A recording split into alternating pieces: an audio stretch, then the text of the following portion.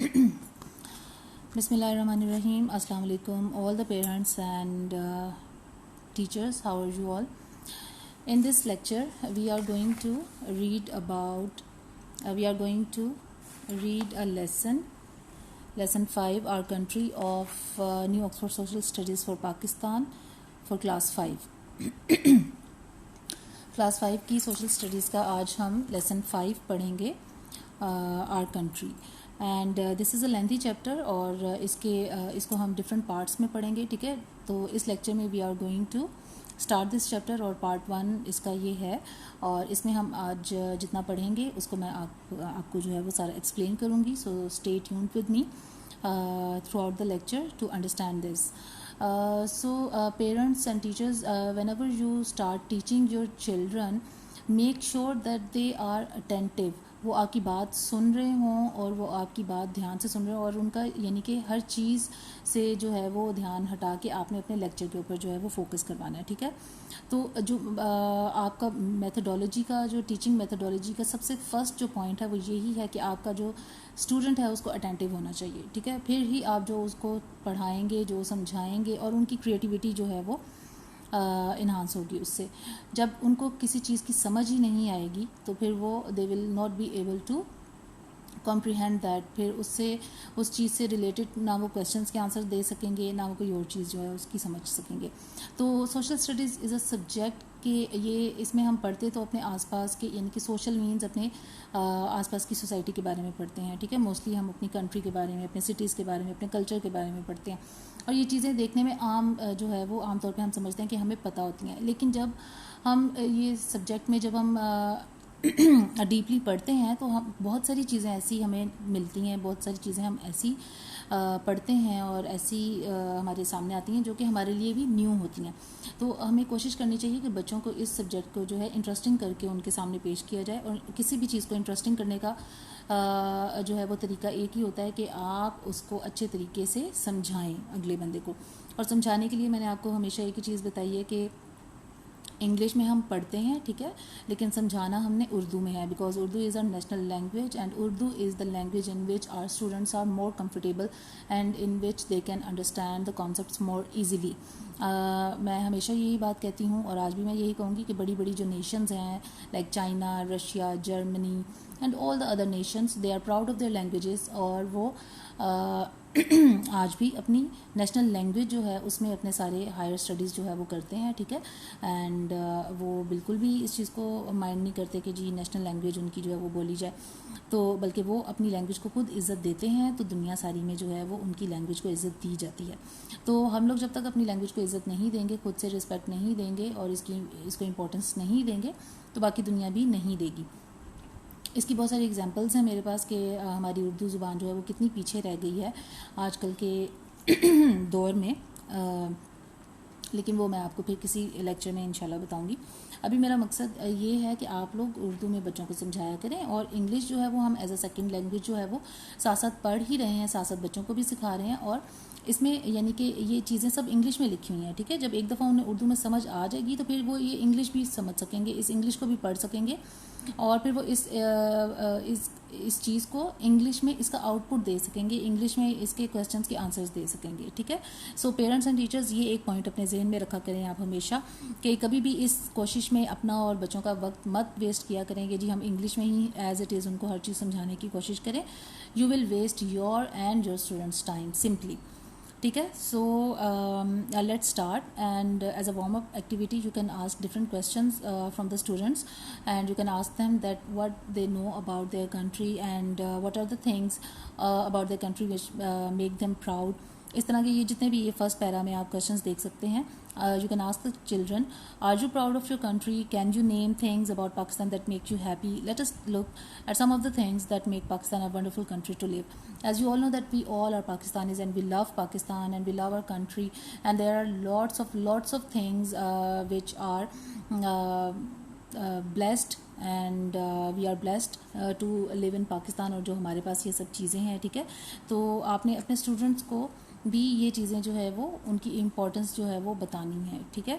So a land of contrast, the first point here is a land of contrast. A land of contrast का क्या मतलब है? Because इसका मतलब है कि यहाँ पे बहुत सारी वैरायटी है, there is a lot of variety in land forms of Pakistan. As you can see here in this map that this is a satellite view of Pakistan, यानी सैटेलाइट से ली गई है ये पिक्चर और ये मैप है पाकिस्तान के, जिसमें you can see here that this green part is showing the fertile soil, these are the deserts and the mountainous regions, and this white part it is showing us the snowy areas, जो भी हमारे ये जो बर्फ़बारी और जहाँ पे यानी कि हमारे जो कोल्ड एरियाज़ हैं, जो हमारे नॉर्दर्न एरियाज़ हैं। सो इसी मैप को ही देख के हमें पता चल जाता है that there is a lot of variety of land forms in Pakistan, और इसी से जो है वो पाकिस्तान के अंदर इतने सारे जो है वो नेचुरल रिसोर्सेज भी पाए जाते हैं। We have all the seasons, और हमारे पास हर तरह की फसलें हैं, हमारे पास हर तरह के फल हैं, हमारे पास हर तरह के लोग हैं। तो ये इन सब चीज़ों के बारे में हम जो है वो पढ़ेंगे। A land of contrast, if you travel from one end of Pakistan to the other you will see that Pakistan is full of contrast. This means that some parts of the land are very different from others. जैसे आप देख सकते हैं कि यहाँ पे we have the sea and here we have the deserts, we have the mountains, here we have the fertile land in which we grow our crops, and here when we come we have the snowy mountains filled with snow। तो इसका मतलब कि variety ही variety है हमारे पास। जब हम एक and से लेकर दूसरे एंड तक पाकिस्तान में चलें तो हमें रेगिस्तानों से लेकर खेत खलिहानों से लेकर हमें बर्फ़ानी इलाकों से लेकर समंदर दरिया हर चीज़ हमें जो है वो मिलती है। एंड ये किसी किसी कंट्री के पास ये ब्लेसिंग्स होती हैं, ठीक है। जैसे कि आप जानते हैं कि जैसे सऊदीया और जितनी भी गल्फ़ कंट्रीज़ हैं उनके पास कितना पैसा है, they are so rich countries, but उनके पास रिसोर्सेज की कमी है, यानी कि उनके पास सिर्फ ऑयल है, लेकिन मतलब उनके पास मौसम नहीं है, उनके पास जो है वो हर तरह की वो जो लैंड फॉर्म्स है वो नहीं है, ठीक है, और ज़्यादातर डेजर्ट एरियाज़ हैं। इसी तरह हम जब वेस्टर्न कंट्रीज़ में चले जाएँ उधर भी इसी तरह का कुछ, तो we are a blessed country and we are blessed citizens कि हम लोगों को हर तरह की जो है वो वैरायटी यहाँ पे मिलती है। टू द साउथ, यानी कि ये साउथ होता है, ये नीचे वाला हिस्सा जनूबी हिस्सा, okay. To the south you will see the stretch of the Makran coast line. Makran coast line कौन सी है? This one, this is the Makran coast line. ये सारी की सारी जो है ये बलूचिस्तान है, ये हमारा बलूचिस्तान का सूबा है, ठीक है, बलूचिस्तान प्रोविंस, और ये इसकी कोस्ट लाइन है बलूचिस्तान की। एंड दिस इज़ कराची, और ये कराची की यहाँ पे ये जो सिंध की ये जो है कोस्ट लाइन है, ठीक है, ये मकरान कोस्ट है, आपको यहाँ पे नज़र आ रहा है।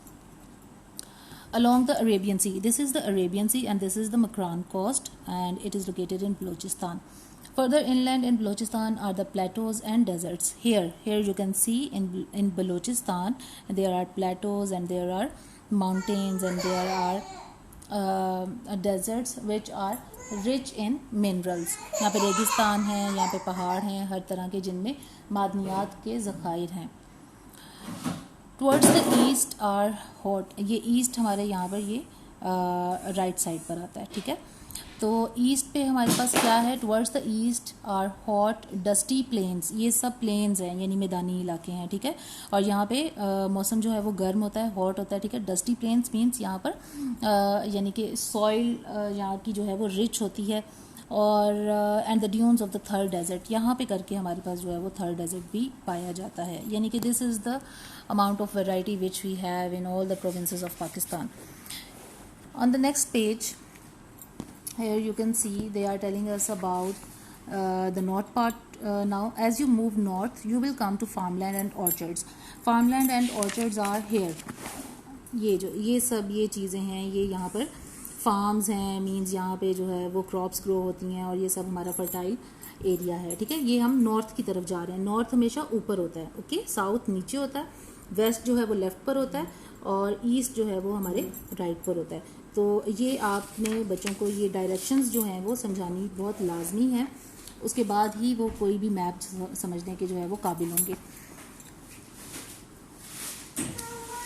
Farmland and orchards lush with crops. Still further north, you will see green, colorful valleys with towering snow-capped mountains in the background. जब और ऊपर हम जाएं और हम नॉर्थ की तरफ जाएं तो हमारे पास माउंटेनस जो है वो रेंजेस शुरू हो जाती हैं। आपको पता है जब हम नॉर्दर्न एरियाज़ में जाते हैं अपने समर वेकेशंस में, या जैसे आजकल लोग जा रहे हैं, तो वहाँ पर किस वजह से हम जाते हैं? बिकॉज वहाँ पर बर्फ़बारी होती है, वहाँ पे मौसम ठंडा होता है, ठंडी हवाएं होती हैं, वहाँ पर गर्मियों में भी मौसम जो है वो ठंडा होता है, ठीक है। There are beautiful lakes and fast flowing rivers, और वहाँ पर आपको पता है कि वहाँ पे हमारे पास हर तरह की लेक्स हैं, जैसे आपको पता है झील सैफल मलूक है वहाँ पर, आंसू झील, इस तरह की कितनी सारी झीलें हैं हमारे पास, वहाँ पर दरिया हैं और हमारे पास आबशारें हैं, ठीक है, जब हम नॉर्थ की तरफ जाते हैं।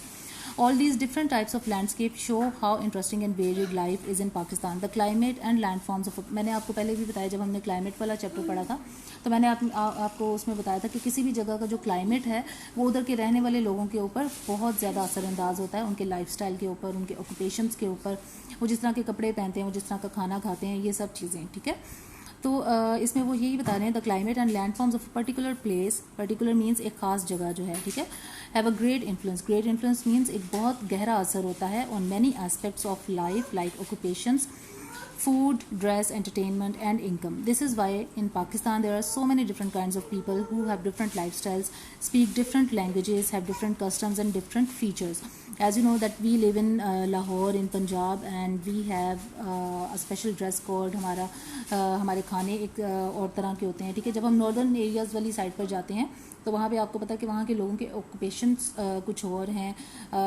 लाहौर में या पंजाब में लोगों का ज़्यादा जो मेजर ऑक्यूपेशन है वो एग्रीकल्चर है, और एग्रीकल्चर से ताल्लुक़ रखते हैं लोग, क्योंकि यहाँ की जो सॉइल है, यहाँ का जो क्लाइमेट है, दैट इज़ फार्म फ्रेंडली। यहाँ पर यानी कि खेती बाड़ी के लिए साजगार जो है वो माहौल है, मौसम है, आबो हवा है और जरखेज़ मिट्टी है, इसलिए यहाँ के लोगों का जो मेन ऑक्यूपेशन है दैट इज़ खेती बाड़ी, दैट इज़ एग्रीकल्चर।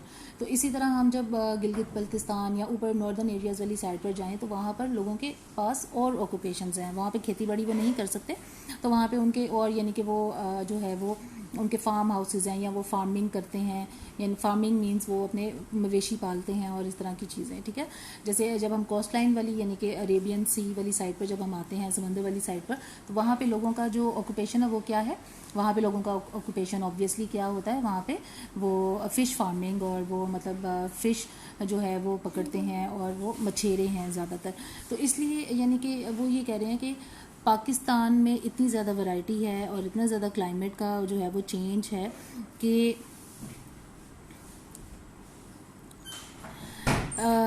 इतना ज़्यादा यानी कि यहाँ पे वैरायटी है कि हम लोग इन चीज़ों इसके अकॉर्डिंग अपनी ज़िंदगियों को जो है वो करते हैं, और इसी वजह से we are a blessed country. तो इस लेक्चर में आज हम यहीं तक जो है वो पढ़ेंगे, and it is a very lengthy chapter and you have to be with me through all the parts of this chapter इंशाल्लाह। एंड ये हम अपने बच्चों को अच्छी तरह से समझाएंगे और हम मिल के सोशल स्टडीज़ को बच्चों के लिए एक इंटरेस्टिंग सब्जेक्ट बनाएंगे इंशाल्लाह। So parents and teachers, thank you so much for your time and to be with me and share my lectures with all your friends and family which need these lectures at their homes to teach their children. और कोई भी suggestions हो, कोई भी आप लोगों के questions हो, you can ask me in the comment section and I will try to give the answers inshallah. Till the next lecture, take care. Allah Hafiz.